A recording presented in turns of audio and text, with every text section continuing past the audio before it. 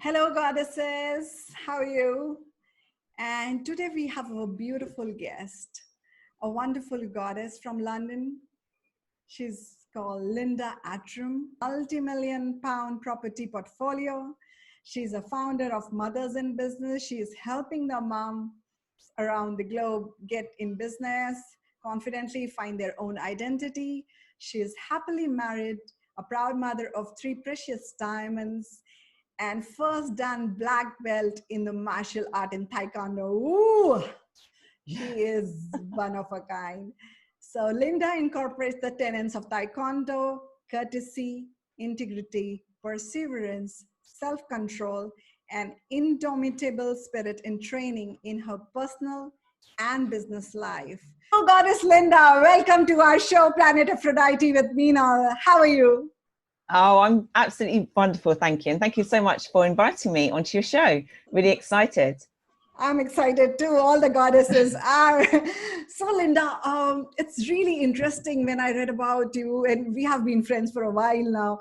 And I was like, oh my God, this lady, I have to get her on board and get to know more about you. Because many people, when they see a success, so like they say, every overnight success is 20 years of hard work. Many a times people don't see what has gone behind that or what all challenges the person has faced. They just see the current level of success and they're like, oh, you are Bill Gates. Oh, no, Bill Gates didn't happen overnight, So Linda, I'm sure you have a beautiful story. So tell our goddesses, like, how was the younger Linda? How was your journey? And what was the challenges that young girl or the young lady was facing? Over to you. Yes. Thank you. Thank you. So yeah, the younger Linda faced many challenges, and most of those challenges were faced on my own because I was a very shy person and didn't really know how to express myself. And at the times when I did know how to express myself, I didn't, because I didn't want people to know about, how I was feeling. So for me, my biggest sort of challenge was my confidence. And that started from when I was very, very young.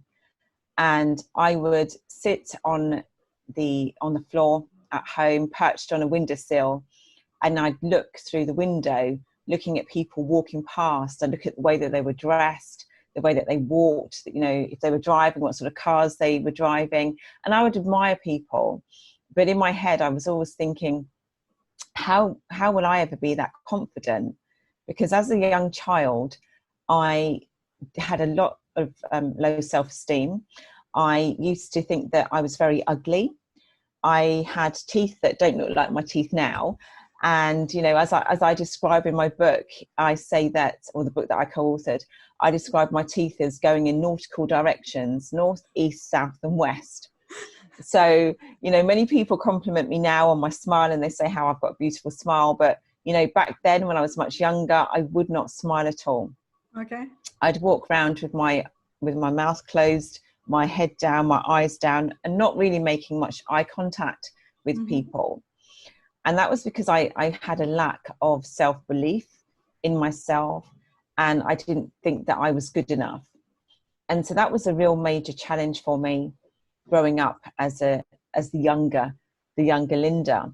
And as a result of that, that made me make very poor decisions educationally, because although I felt very, very shy and had a lack of confidence, there was a part of me that really wanted to be very popular. I wanted to be liked by other people. And so I would, in school, I sort of made a few wrong decisions and hung around with people that perhaps weren't the best choices for me. And as a result of that, I didn't leave school with a great level of education because I didn't focus on what I needed to focus on. I focused more on wanting to be liked and wanting to be popular rather than on my education. So that was at a detriment to me, that I obviously realized in my teenage years. And I then went through various processes to overcome that. Very interesting, Linda. So when would this aha moment, did it happen, that epiphany happened inside, or somebody said, Linda, you have so much more, why don't you do it? Or what was it that caused it, that triggered it, or it was an unconscious gradual process that happened? How was it for you? Yeah, there were two pivotal moments. One was when I opened the envelope for my certificate results, for my educational results at school, and I realized, oh my goodness, this is like really not good. And so, I wasn't proud of myself, and I felt that my parents wouldn't be proud of me either, because it was clear from the evidence of my results that I wasn't focusing on my education. So that was a pivotal point for me when I decided, if I want to be successful in life, regardless of how popular I want to be, I need to have some basic level of education. So at that point, I decided to go back to education, go back into college, and to redo my English and my maths qualifications, because I left school without any English or maths qualifications. Interesting. So that was the first pivotal point for me. Okay. And then I decided, when I was looking at like career choices, what did I want to do? And although I had, these issues around, or these challenges around, thinking that I wasn't good enough, and, I didn't like my teeth, I wouldn't smile. Part of me wanted to be a beautician. And I thought, okay, let's try that out. And another part of me wanted to help people as well, but in a recruitment environment. So I decided, out of the two, I decided to have a career in human resources management. So I went in there with my basic level of education in an admin role. But my boss at the time, her name was Christine, she saw something in me that I don't think anybody else had seen in me. And so she offered me the opportunity for even further education, but as a professional HR consultant / manager. And so that was another sort of turning point in my life, that somebody else saw something, somebody outside of me saw something that was worth investing in me. So I took that opportunity and, progressed my career in human resources management. But I think that the biggest thing for me was that at school, I didn't feel that I had that sort of outward support from teachers. I didn't hear that, yes, you're doing well, or you're good enough. But when I left school and I went into the working environment, I started hearing those sort of things. So those things sort of counteracted my little voices of me telling myself that I wasn't good enough. And I also had a teacher at college as well, when I went back into education, that her name was Anne Kemp, I think her name was. And she was also very encouraging to me as well. And she steered me in terms of moving forward as well. So I suppose, in answer to your question, that the pivotal points for me was when I left school and received my results, but also having those two unofficial mentors in my life that was telling me things that I'd never heard before, and counteracted those little voices that I was hearing in my head. Like how are things around you, to understand the environment and how things change after your HR profile? Was there a difference, or?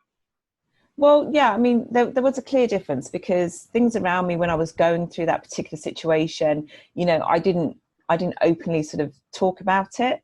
So for people around me, they just thought that I was okay. They didn't know that I felt a lack of confidence or low self-esteem or anything like that. I didn't openly sort of admit it to anyone. I just carried on with my life.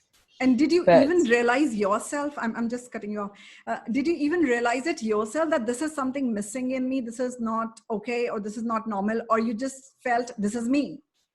That's where at that time I felt this is me. Yeah, because that's where, it felt like this is me, this is life, this is just how it is. You just got to, suck it up and get on with it. But it wasn't until I started hearing these counteracting voices that were telling me something completely different to what was going on in my head, that I thought, oh, actually, this feels good. This feels very different. And I prefer to be in that zone than the zone that I was creating for myself. And so as things started to progress, and I was, creating a career for myself in HR, developing my confidence, becoming much more social, hanging around with different types of people, socializing, going on holiday, dating, things like that. My life was on the up, and it was great. Right. And then I met my husband, and we were dating, obviously for a while before we got married. And when we got married, we decided to have children quite quickly. And how old were you then, if I may ask you, when you got married? I got married at 29. Okay. And I had my first child at 30. Okay. And so that was great, getting married and starting a family early.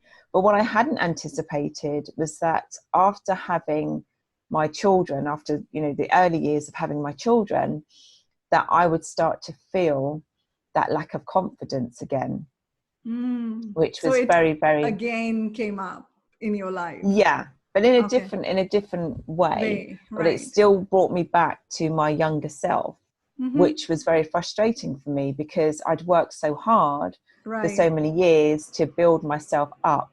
Right. And now I'm at the happiest point in my life. I'm married to the man of my dreams. I'm blessed to be a mother, but I'm starting to feel that lack of confidence. But this time round, it was more around my identity, because I was constantly hearing the words mum, mum, mum. And for me, some people might not agree with this, but it is what it is. And I'm just telling the truth. Yeah. It felt to me like each time I heard that word mum, Linda was disappearing, because I felt like my identity was constantly being stripped, because having 3 children, you're going to be called mum a lot of times, So. Yes. Yes.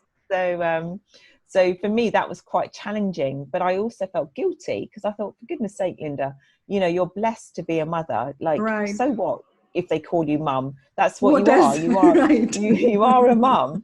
But, it's just, for me, it felt like my identity was being stripped away.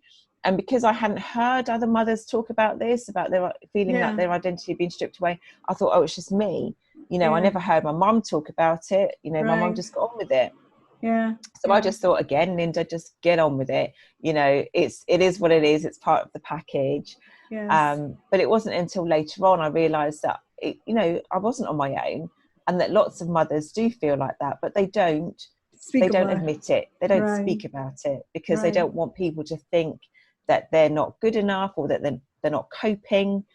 Because, as mothers, we take on this role of looking after everyone, and not necessarily loving ourselves or looking after ourselves, because we feel we have to pour 110% into those around us.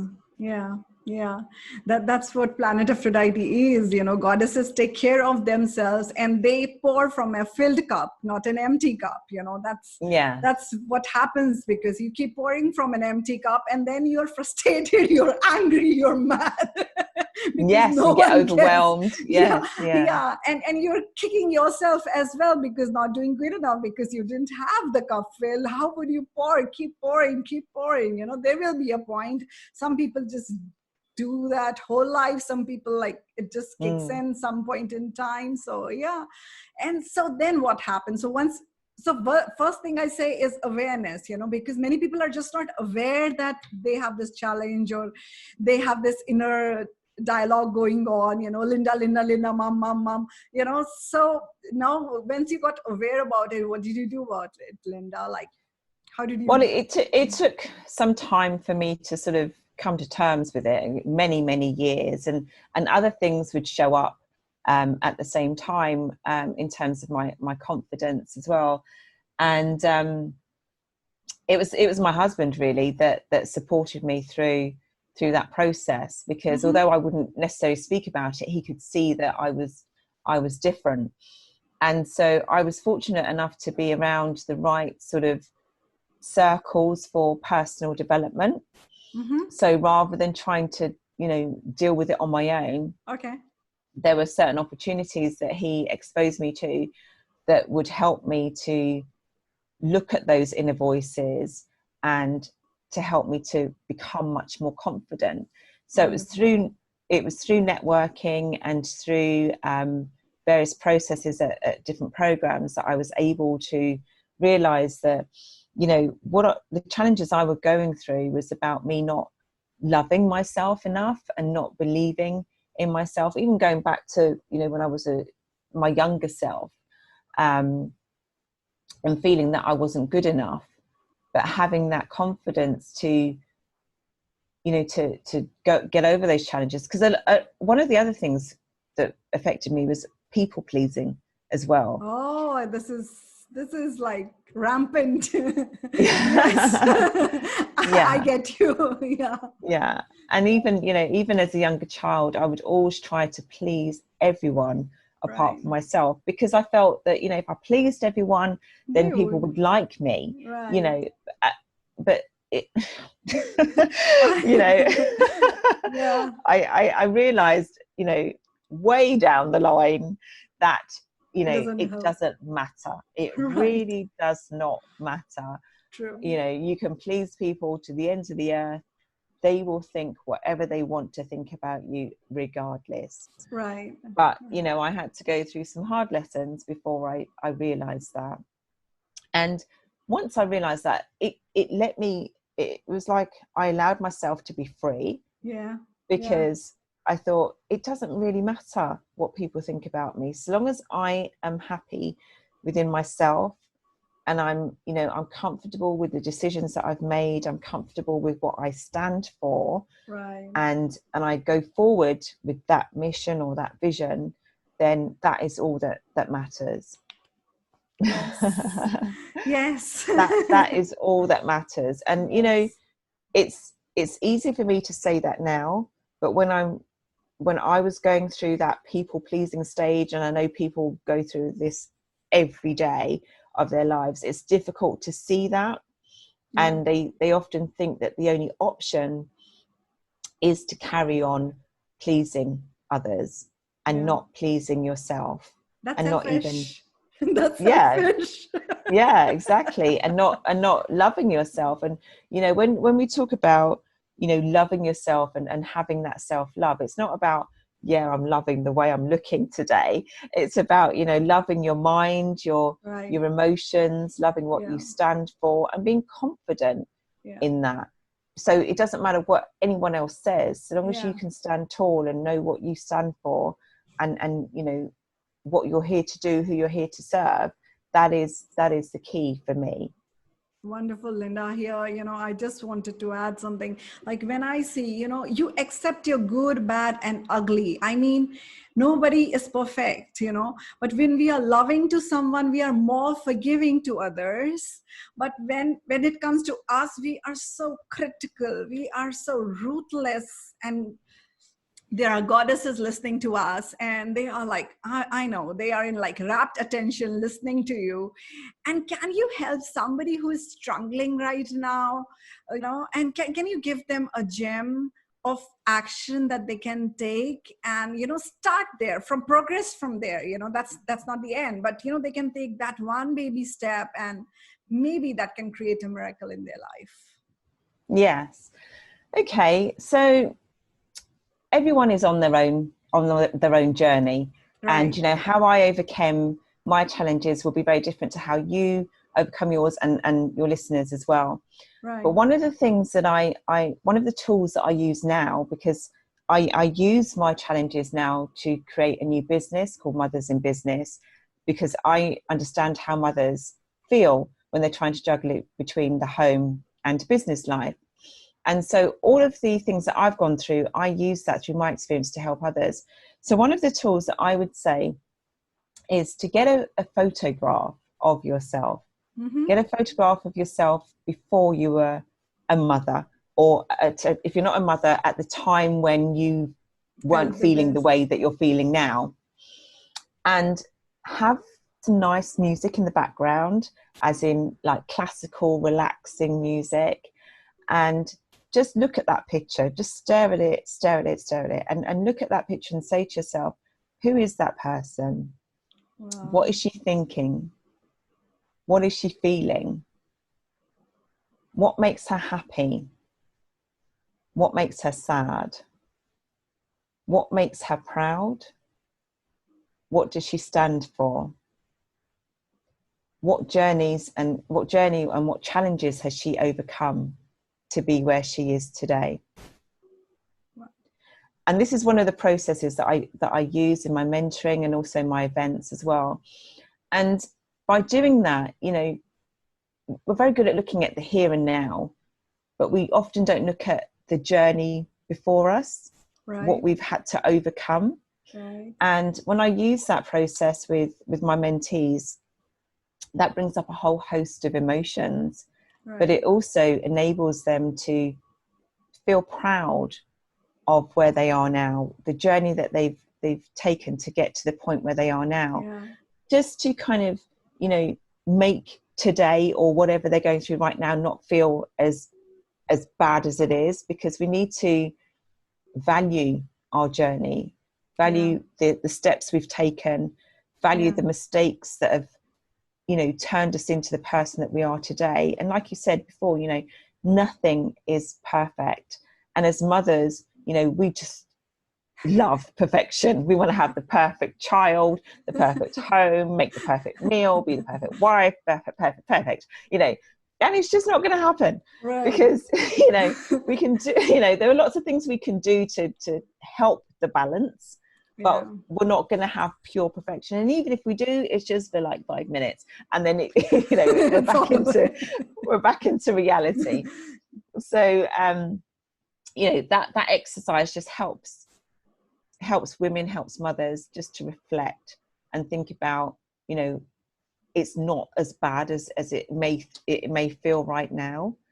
But also, you know, I don't know how many of your listeners are mothers, but you know, when they do that exercise, they also take the opportunity to think about, okay, how am I inspiring my children? How are my feelings right now inspiring my children?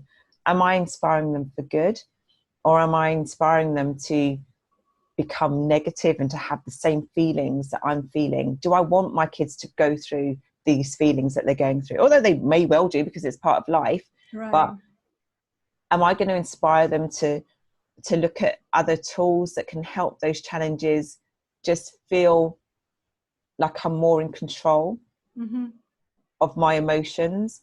Or do I want them to grow up feeling out of control with their emotions? Wow. That was such a powerful gem, Linda. Just loved it, you know, just loved it. Thank you. You know, I think not just mother, any person who has a phase where they feel they are not up to their mark, you know, they can do this exercise and it will be really, really very, very powerful. Amazing, Linda. Thank you so much. Thank you so much for this. This was like, I'm still, you know, chewing it, and I'm like, when do I do this exercise? Amazing. That was so powerful. And you know, and when a mother like you stands up and say, you know, I'm a mother, I'm a wife, and I am Linda too. And you know, people know me for being Linda. They don't care whether I'm a wife. I mean, that way they are professionally related to me. They love my work. I love my work. And you giving in your community so much inspiration and support and clarity. I mean, clarity is what I realized with you, you know, a lot of clarity. I'm sure your mentees are given. And so all the best, Linda. Thank you so much. It was such a wonderful thing. You mentioned a book. Do you want to tell our listeners about that? Which book is it and where can they get it? Yes, sure. So the book is called The Mind of a Female Entrepreneur, How to Succeed and Act in Business. And I co-authored this book alongside Global Woman. So it contains stories of inspirational women from around the world. So my actual true story is contained within that book. So it is available on Amazon, and it's an Amazon bestseller. Wow. And for me, that was a great achievement to be able to write a chapter in that book, because like I said to you earlier in the interview, I left school with no English or maths qualifications. So to be able to be, you know, in my late 40s, mother of 3, business owner, and to be able to, you know, contribute to writing a book is a great achievement for me. Sure. And it also is a legacy for my children. Right. And I would strongly encourage any woman out there, whether you're a mother or not, you know, even if you're, you know, you think you don't want to write a story, just at least write it down for Right. yourself. It doesn't have to be published. Just Right. write it down for yourself as a legacy that you can leave for members of your family, because Right. we all have a unique story that Yes. we can share. And it might just have that one little golden nugget that you might think it's not that important, but somebody else might be going through exactly what you're going through.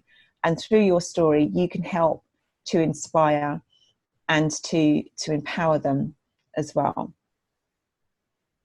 Yes. So yeah, so the book is available on Amazon, and for any of your listeners, as a special gift, I do have my chapter as an ebook. Okay, So that's if great. they want so to, what will be the link? Can you tell the link, or should we post it? yeah. So Okay. they need to go onto my website, which is www.mothersinbusiness.co.uk. Okay. And there's a link on there to subscribe to our page, and then we'd be more than happy to send you a copy of our first chapter free ebook, which is my story. Yeah. That's so beautiful. So all the goddesses, thanks Linda for this. Thank you, Linda. So how can we follow you, Linda? What are your social media handles? Please share that. Okay, well, I'm everywhere on social media. So I'm on Facebook under my name, Linda Attram. You can also find me under Inspiring Mothers in Business on Facebook. We have a community there. We have a general page and also a community page just for mothers only. And I'm on Instagram as well under Inspiring Mothers for Business. And you can also catch me on LinkedIn under my name, Linda Attram. Perfect. So we are following you. Great. Fantastic. Thank you so much. This was wonderful. Thank you. Thank you. Have a great day. Thank you so much for your time and wisdom, and wish you all the best, Linda. Keep inspiring. Thank you. Thanks for the opportunity. Thank you. Thank you.